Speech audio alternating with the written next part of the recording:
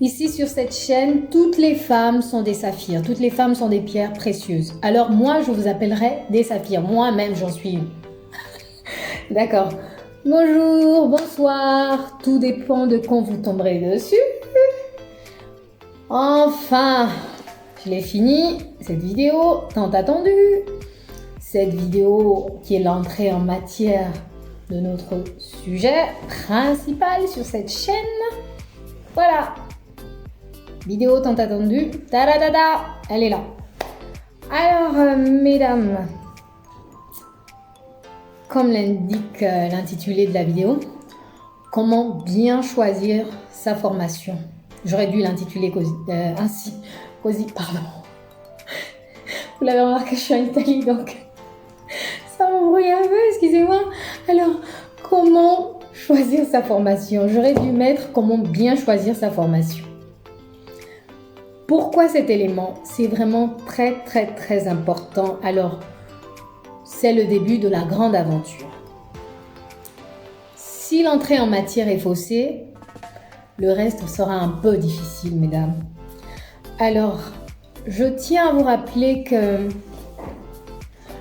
60% des astuces et des stratégies, des conseils qui seront partagés avec vous sur cette chaîne sont des expériences personnelles. Et 40% sont des expériences des proches en fait.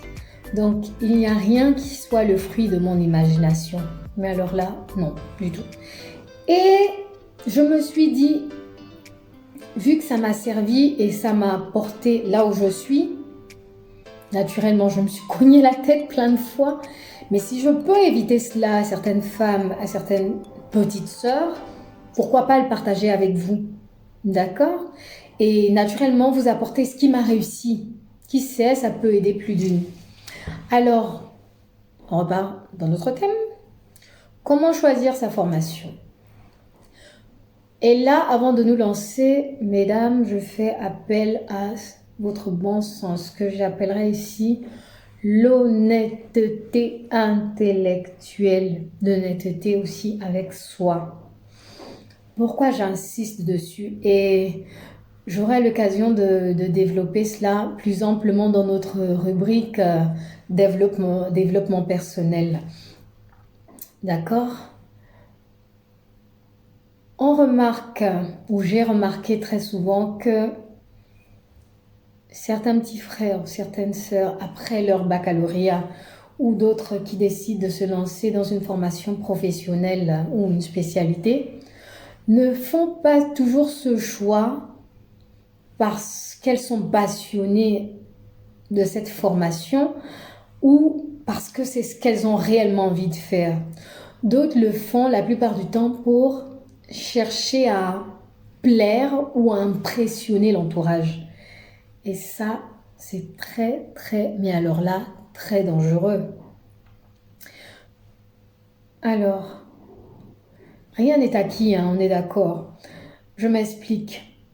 Si quelqu'un décide, je ne sais pas, pour une raison, d'aller s'inscrire en comptabilité, faire une formation en comptabilité et gestion, et se lance comme ça et durant le cursus, en fait, durant l'année de formation, la personne n'y comprend que dalle. La personne, comme on dit chez moi au Gabon, boit les tasses. Vous voyez que c'est du temps perdu, c'est de l'énergie perdue, c'est de l'argent perdu. Pourquoi? Parce que vous êtes allé faire quelque chose pour vouloir impressionner. Moi, j'en ai vu, je vous dis, des personnes, ah mais tu fais quoi maintenant? Oh oui, je suis une formation en comptabilité et gestion, en banque finance. Et ça va, tu t'en sors? Oh ouais, on peut dire ça comme ça. Mais vous revoyez la personne un an après. Ah salut ma belle, ça va? Et tu fais quoi? Comment ça va ta formation? Ça va? Ah pardon, j'ai abandonné, c'était trop dur. C'est pas fait pour moi. Il y a un fou. Ma soeur, pourquoi tu es d'abord allée faire? Oh non, finalement, je sens même que c'est même parce que je voulais faire, mais bon, comme il ne restait que ça, la personne ne vous dira pas que c'est parce que ça, je trouvais ça valorisant. Voilà, c'est ça le mot. Je trouvais cela valorisant de le dire à mes amis ou à mes proches. Non, mesdames, oubliez, oubliez. Oh. Comprenez qu'il s'agit de vous, pas des autres. D'accord? Les autres, c'est vrai, rentrent en compte, mais c'est vous d'abord. Alors, faites ce qui vous passionne, ce en fait que vous vous sentez capable de faire en fait. C'est cela. Je ne dis pas que tout est acquis. Parce que je suis passionnée de cuisine, je vais m'inscrire en cuisine de coiffure ou d'esthétique, que ce sera un acquis. Non, et naturellement qu'il faut bosser dur pour parvenir à ce qu'on veut faire.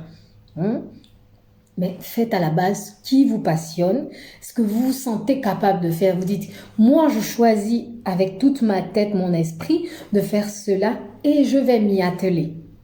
D'accord? Allez, on y va. Pour le choix d'une formation, naturellement, il y a des critères qu'il faut regarder. D'accord? L'un des premiers critères est la reconnaissance de la formation.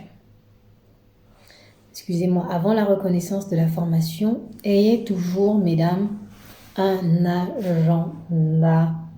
C'est très, très, très important d'avoir avec soi un agenda.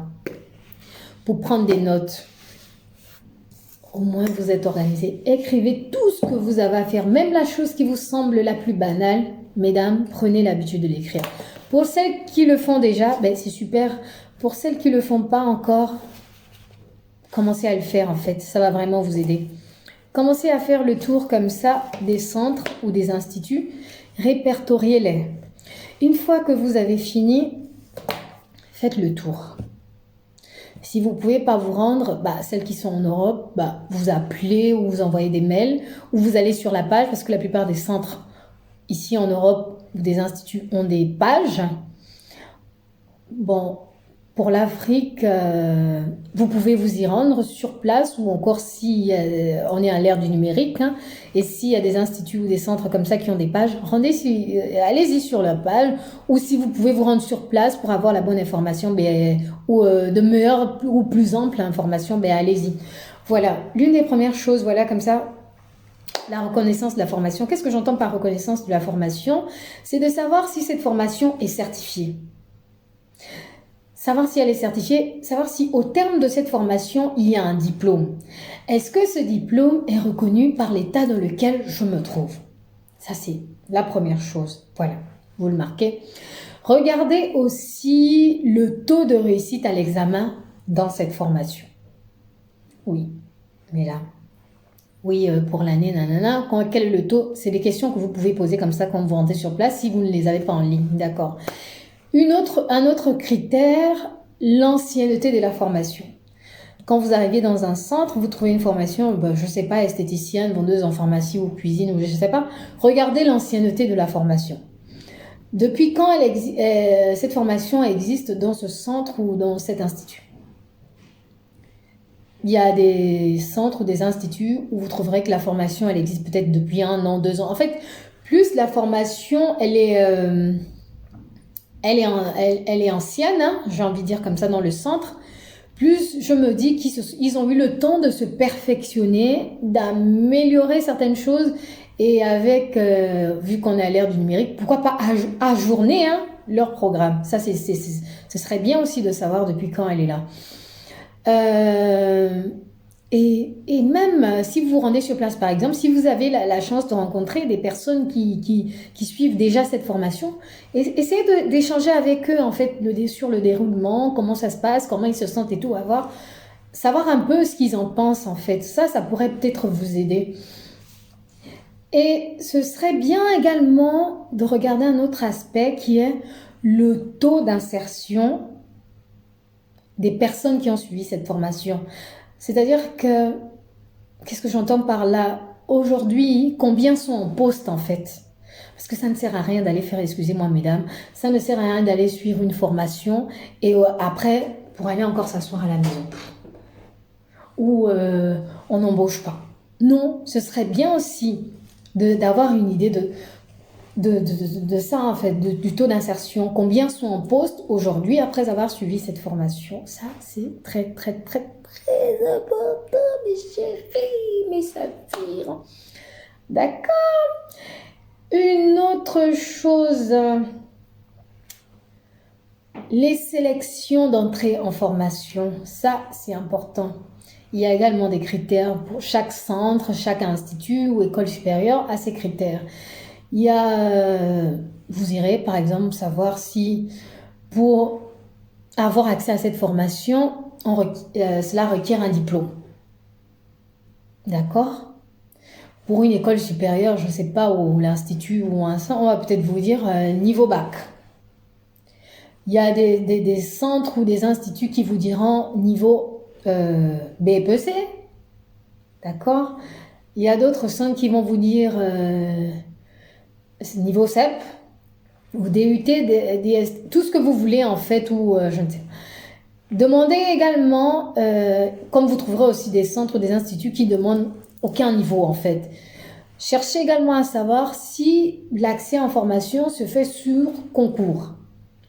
Si c'est le cas, quelles sont les pièces à fournir, quelles sont les modalités, à combien s'élèvent les frais du concours, hein, et si possible, avoir des épreuves, des concours précédents pour mieux vous préparer. Si c'est, par exemple, en couture, vous aimeriez un peu savoir, est-ce que durant la couture, on va me demander de faire un ourlet pour que je m'exerce, nanana. Une autre chose, savoir également si l'accès en formation se fait sur juste études de dossier. Effectivement, il y a des centres ou des instituts qui prennent juste après études de dossier, qui vous donnent accès comme ça à la formation. Voilà, ce sont toutes ces choses que je voulais partager avec vous. Mesdames, pourquoi je vous invite à suivre cette démarche?